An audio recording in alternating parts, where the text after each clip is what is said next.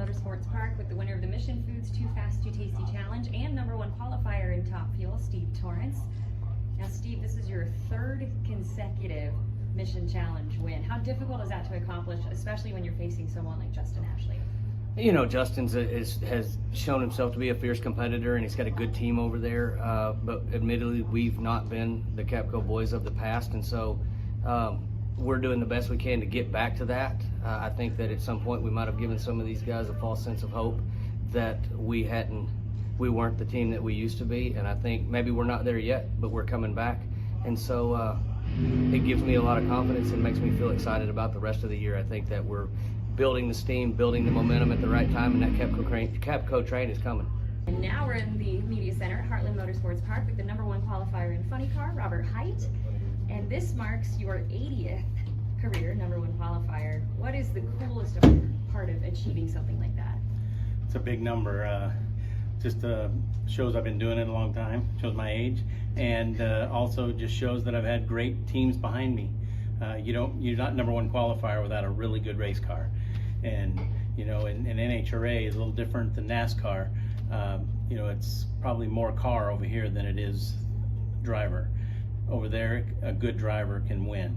So that's just you know, a tribute to all the teams I've been on and all the good people. So this is big for us because I think we're turning the corner, this new combination, and starting to respond. Jimmy was happy, so tonight it was going to run about the same. It put a cylinder out and about 2 seconds, so it was on another 94-ish run. And you know, Cornwell, they've come on, and we need to get a win for them. And you know, we also, it's not too late to get back in this points deal and go into Indy, leave Indy with the #1 spot. I mean, it can happen. You know, 1.5 points at Indy, we do good here, do good in Brainerd, we're right back in the thick of things, and that's our mindset. Both drivers will be aggressive, we know it. They are two of the best that have ever strapped into these cars, statistically speaking, on the starting line.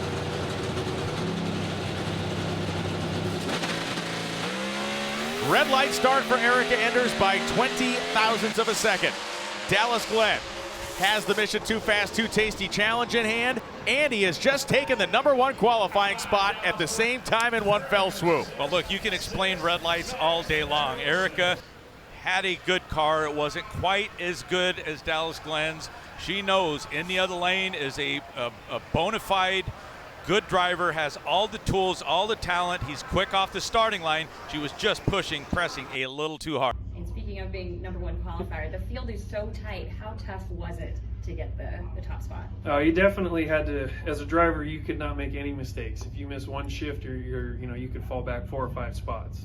Just that easy. You know, I don't even know exactly what it is, but it's probably less than 200s between, you know, #1 through #9. So it's going to be a really tight field. It's going to be a really tough Sunday. You know, we got a lot different weather rolling in for tomorrow, so that's going to throw an extra variable into the mix. But you know, I think we got a really good car for them.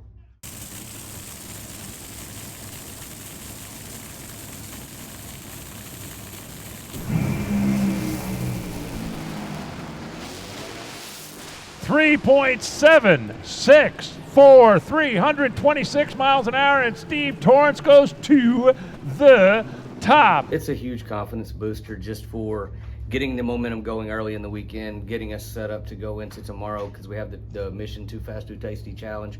So we need to have a good qualifying run tonight to set us up to go into that race tomorrow where we can be competitive to try to compete for those 3 points, because that's going to be huge going into the countdown, where we're able to kind of cut that lead down or see if we can cut it to nothing between now and then, with Justin Ashley being so far ahead of all of us. But right now it feels like the Capco Contractors Toyota Dragsters really making the curve. These guys, we've been working hard. Everybody's put in a whole lot of blood, sweat, and tears in this thing. I mean, and it hadn't been the most pleasant to not be as successful as we've been in the past, but we knew that we were working our way to find a way to build a better mousetrap, and I think it's finally coming around. So we're working on that, and it's a huge confidence booster for us. And we certainly know what Robert, Jimmy Prock, and the boys are capable of. As you said, you know, they maybe underachieved a little bit there on the Western Swing.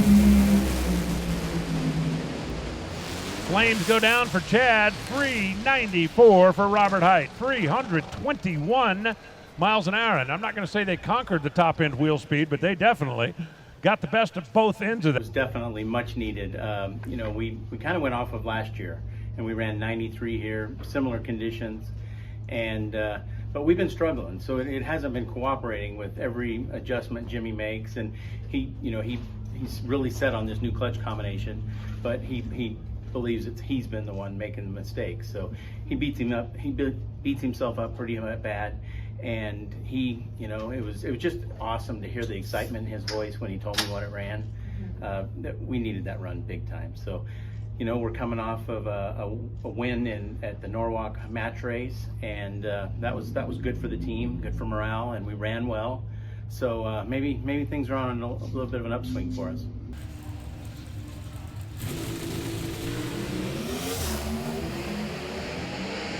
Greg's got the better of it as Greg's car looked like it made a little move out there. Camry's car kind of rolled the beam, I think. 6:67. Holy smokes, 2:05:38. Yeah, I was told before we went up there that anything under a 670 was going to be fantastic. So when I saw Kyle Koreski run right ahead of me and he run 670, I thought that's pretty damn good right there. Hopefully I can get close to that. And when I got down there and he told me I ran 67, I'm like, no, you must be mistaken. 77, right? Well, it was. So pleasantly surprised. I haven't had one of those runs yet this year, so feels pretty darn good. It's the first one this year, so see if we can build on it over the weekend. Competition Plus is your go-to source for the latest in drag racing news.